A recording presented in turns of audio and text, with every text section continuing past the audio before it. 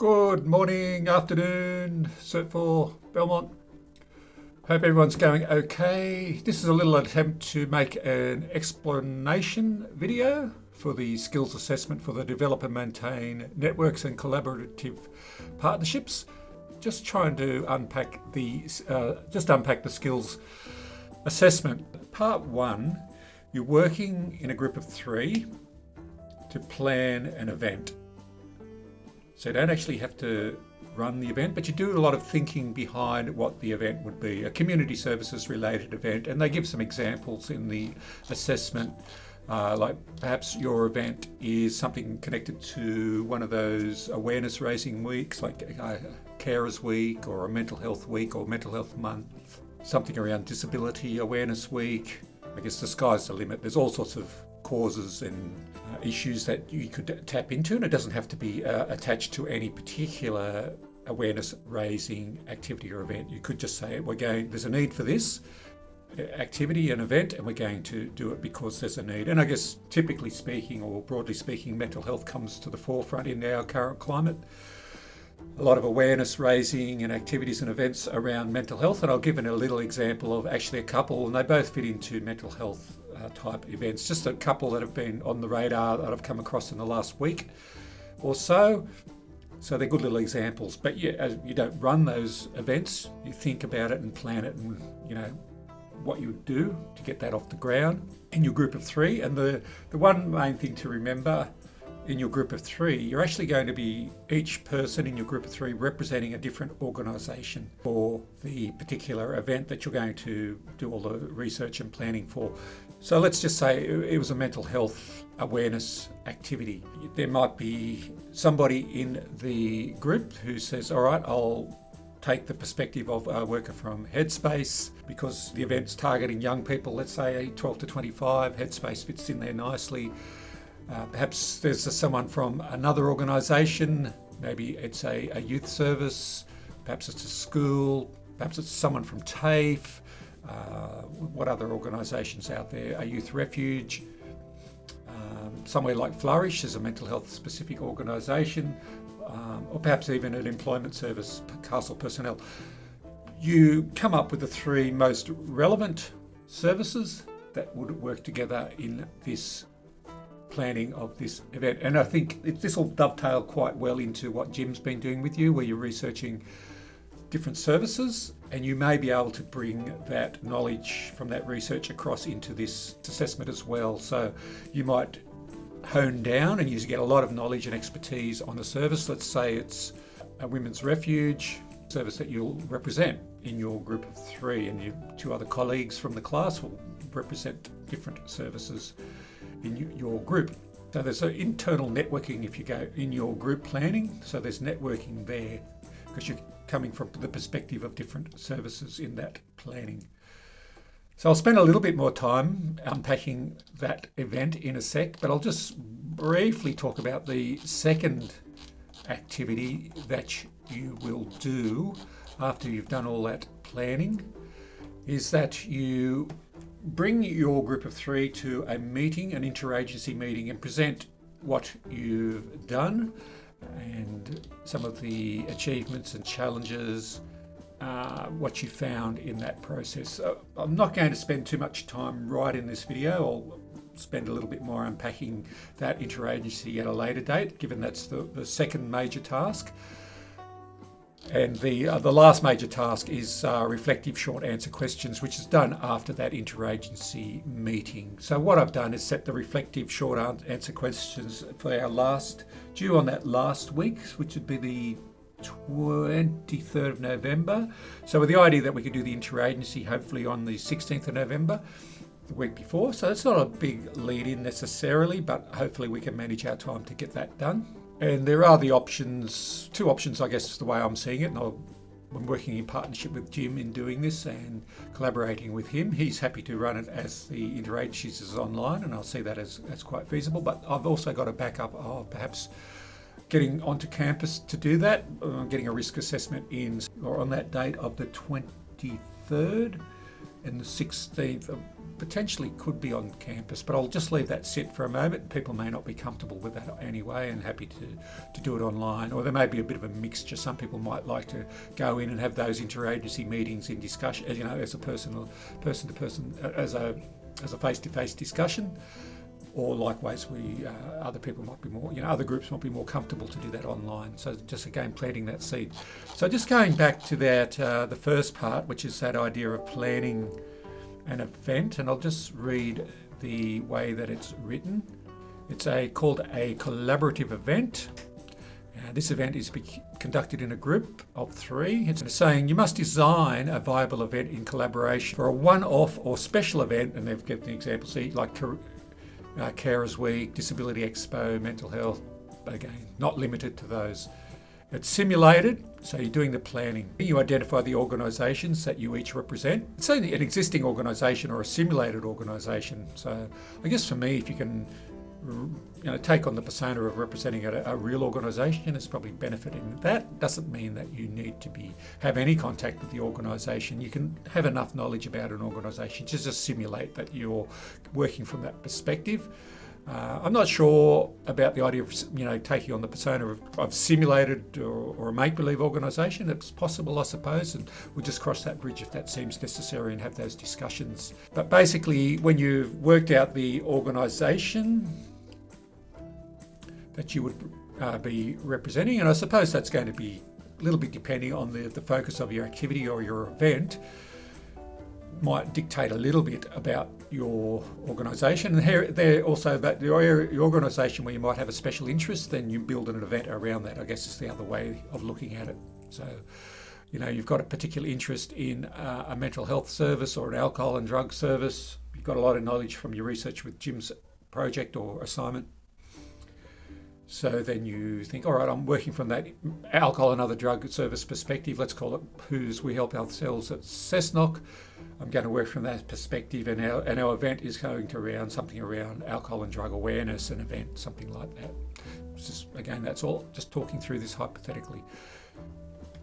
Could be domestic violence as an area of interest, and you've researched a women's refuge, and that's the perspective that you're coming from. Okay, but basically you've got to work collaboratively with your colleagues, and just got to run by your ideas with me and Jim before launching into too much further there.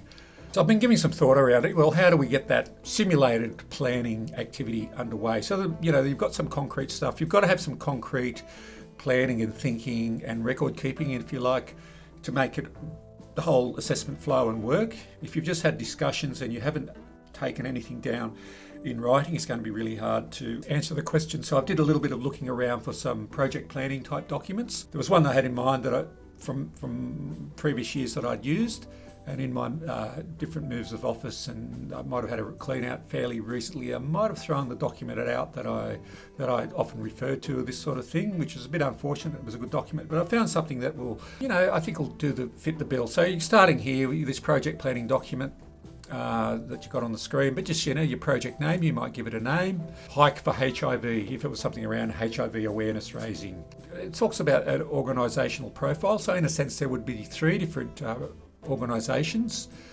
So what in your particular, and then just working out, you don't have to go into too much detail there with all that, but just making sure that you're identifying what organisation that you're working with. And once you've had those discussions with your colleagues that you're working with, you'll be able to come up with a bit of a summary, a bit of a brief. What is your project all about? What does it look like? So that would work in there. So in this document that I've just got online. And then I guess what I would say there is that point 4 there on the screen, what is the need or issue? And I guess we do these things because there's a need or an issue. Let's just say it's around domestic violence. And let's just say it's around raising awareness, increasing supports around domestic violence, increasing knowledge of domestic violence services and supports. So how do we know there's a need? I guess there's some certain current research. There could be some statistics. The domestic violence rates, and those statistics are quite easily at hand. But that could just be a little brief point to show the need for your particular project. Then we look at the next thing we're looking at here is the goals and objectives documents. But a goal is sort of the what is it we're trying to do, the big picture. We're trying to perhaps reduce the occurrence of domestic violence. The objectives is more of the concrete things. We're going to run a fun run that promotes awareness. We're also going to raise money, be another objective. Another objective could be to have a strong media campaign to raise that awareness. And then it's got the measures of success there.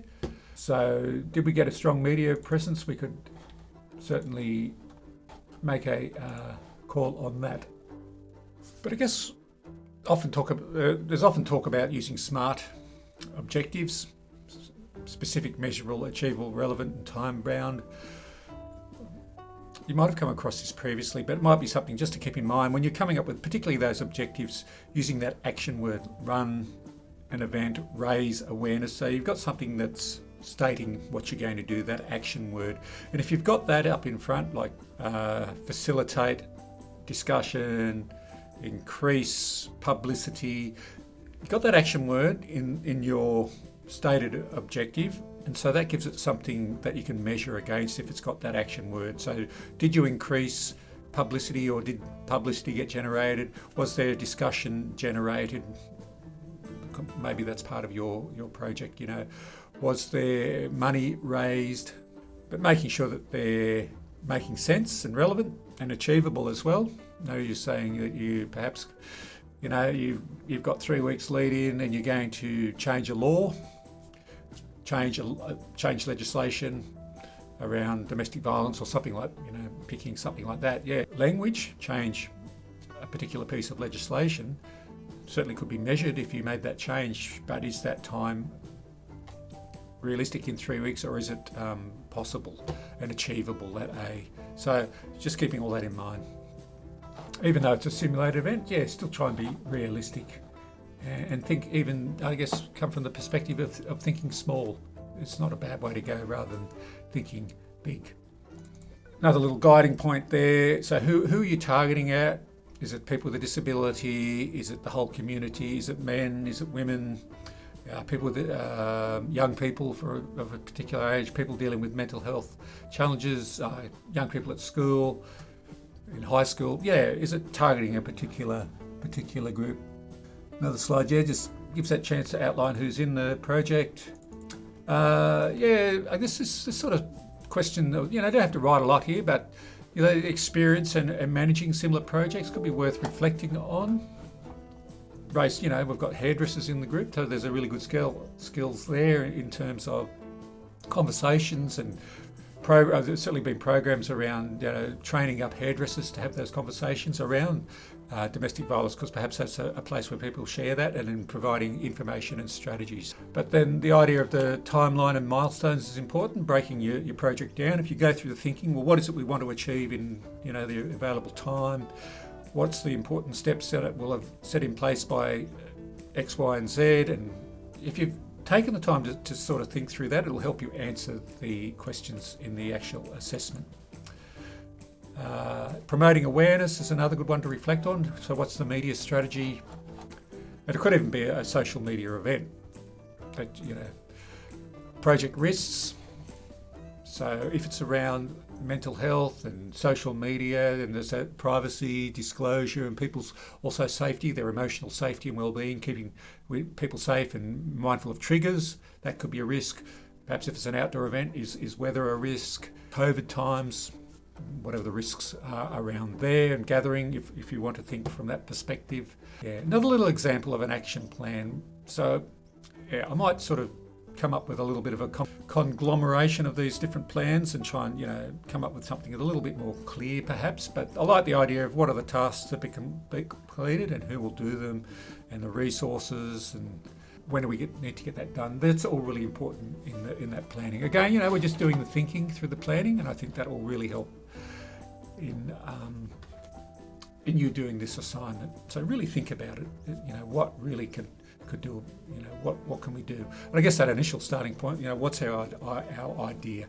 This reflective document here is a good one to help us sort of when we get to part 3 in particular of the assessment, reflecting on what worked and what didn't, and having a little bit of reflection on that will be very useful. Okay,